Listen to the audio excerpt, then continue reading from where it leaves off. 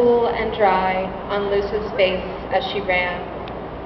It was nearly 9 o'clock, but the sun was still setting over the grove of trees on the western side of the property. She tore down the pink-hued path, past the overflowing rose garden and the heady, sweet scent of the flowers, past the hedge maze. Her eyes fell on the place where she'd first tumbled out of the announcer and into this life. Her feet pounded down the path toward the empty gazebo. She had stopped just short of it when someone caught her by the arm. She turned around and ended up nose to nose with Daniel. A light wind blew his hair across his forehead, and in his formal black suit with the gold watch chain and the small white peony pinned to his lapel, Daniel was even more gorgeous than she remembered. His skin was clear and brilliant in the glow of the sun. His lips held the faintest smile. His eyes burned violet at the sight of her. A soft sigh escaped Luce's lips. She ached to lean a few short inches closer and press hers to his, to wrap her arms around him and feel the place on his shoulders where his wings unfurled. She wanted to forget what she'd come here to do and just hold him, just let herself be held. But no, this visit was about Lucinda, and Daniel, her Daniel, was far away right now. It was hard to imagine their reunion at the end of this. But wasn't that what her quest was about? Finding enough about her past that she could be with Daniel in the present? "You're not supposed to be here," she said to Helston Daniel. It was as if nothing could get in the way of their meeting. They were drawn toward each other, no matter what. Daniel's laugh was precisely the same laugh Luce was used to, the one she'd heard for the first time at Sword and Cross when Daniel kissed her, the laugh she loved. But this Daniel, he did not really know her. He didn't know who she was or where she'd come from or what she was trying to do. "You're not supposed to be here either." He smiled. "First, we're supposed to have a dance inside, and later, after we've gotten to know one another, I'm supposed to take you for a moonlight stroll. But the sun hasn't even set yet, which means there's still a good deal of dancing to be done."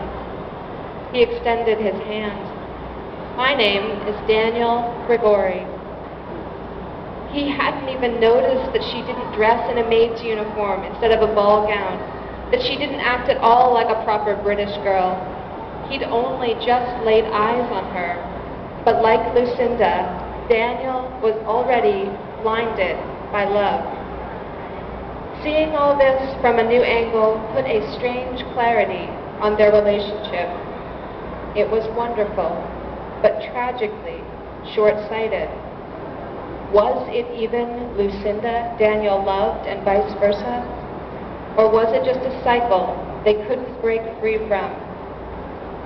"It isn't me," Luce told him sadly. He took her hands. She melted a little. "Of course it's you," he said. "It's always you." "No," Luce said. "It isn't fair to her, and you're not being fair. Besides, Daniel, she's mean." "Who are you talking about?" He looked like he couldn't decide whether to take her seriously or laugh. From the corner of her eye, Luce saw a figure walking toward them in the back of the house. Lucinda, her own past self, coming to meet Daniel. She was early. Luce's heart began to pound.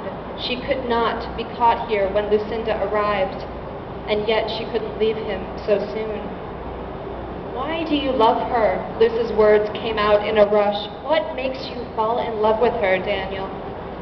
Daniel lay his hand on her shoulder. "Slow down," he said. "We've only just met, but I can promise you there's no one I love except..." "You there, servant girl!" Lucinda had spotted them, and from the tone of her voice, she wasn't happy about it. She began to run toward the gazebo, toward Luce, cursing at her dress, at the muddiness of the grass, at Luce herself. "What have you done with my letter, girl?" That girl coming this way," Luce stammered to Daniel. "She is me. In a sense, I'm her. You love us, and I need to understand why." Daniel turned to watch Lucinda, the one he had loved, would love in this Helston era. He could see her face clearly now. He could see that there were two of them. When he turned back to Luce, his hand on her shoulder began to tremble. "It's you, the other one. What have you done? How did you do this?" "You, girl!" Lucinda had registered Daniel's hand on Luce's shoulder. Her whole face puckered up. "I knew it," she screeched, running even faster. "Get away from him, you trollop!" Luce could feel the panic washing over her. She had no choice now but to run.